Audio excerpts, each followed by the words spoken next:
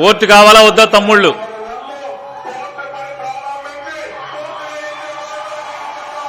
గెలిచిన 6 నెలల్లో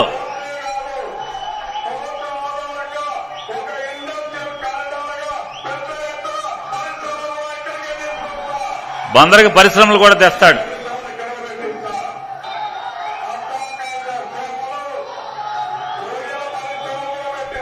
చేపలు, రొయ్యలు.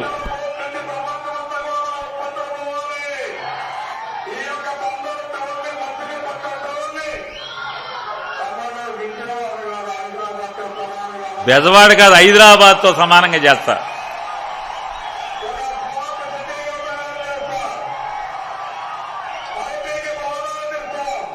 సాఫ్ట్వేర్ కంపెనీలు కూడా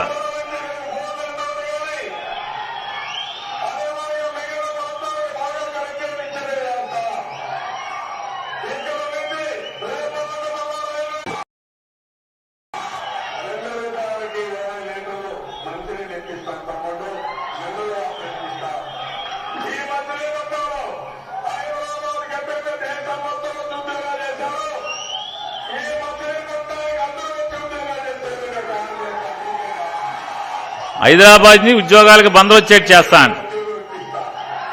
ఇంటికి ఒక ఉద్యోగం ఇప్పిస్తా.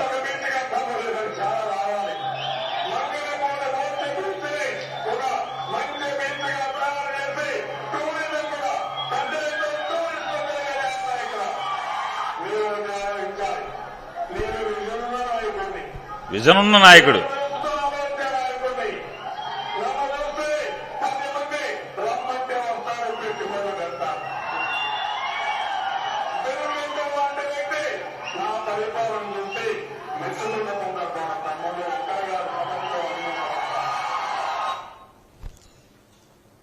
చూశారు కదండి, నారా చంద్రబాబు నాయుడు గారు 2024 కాదు 2014 ఎన్నికలకు వచ్చి మాట్లాడాడు.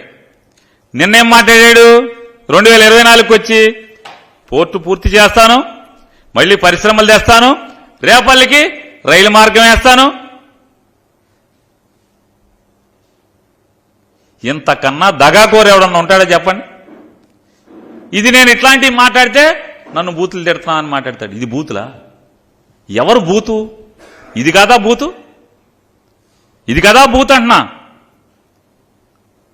ఇన్ని సొల్లు కబుర్లు చెప్పినటువంటి సొల్లు కబుర్ల చంద్రబాబు నాయుడు మా ఊరికి చెప్పిన మాట ఏది చేయకపోగా, ఏ ఒక్క మాట చేయకపోగా 5 సంవత్సరాలు మా ఊరిలో ఉన్నటువంటి 22 గ్రామాలని బలవంతపు భూసేకరణ పేరుతో 33,000 ఎకరాల పేద సన్నకారు రైతాంగం భూమిని మొత్తాన్ని బలవంతపు భూసేకరణ నోటిఫికేషన్ ఇచ్చి బంధనాల్లో పెట్టి, క్రాప్ లోన్ లేకుండా, పంటకి సాగునీరు ఇవ్వకుండా, పెళ్లి చేసుకుంటాకో అక్కరకో తాకట్టు పెట్టేటువంటి అవకాశం కూడా లేకుండా కాల్చుకు తిన్నటువంటి ఈయన 2019 మార్చి 7వ తారీఖున బందర్ పోర్టుకు శంకుస్థాపన పేరుతో వచ్చి జరగనటువంటి శంకుస్థాపన, దానికి ఎన్విరాన్మెంటల్ క్లియరెన్స్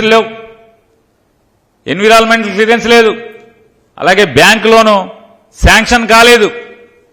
అసలు ఎన్విరాన్మెంటల్ క్లియరెన్స్ లేకుండా పని ఎట్టం మొదలెడతారు?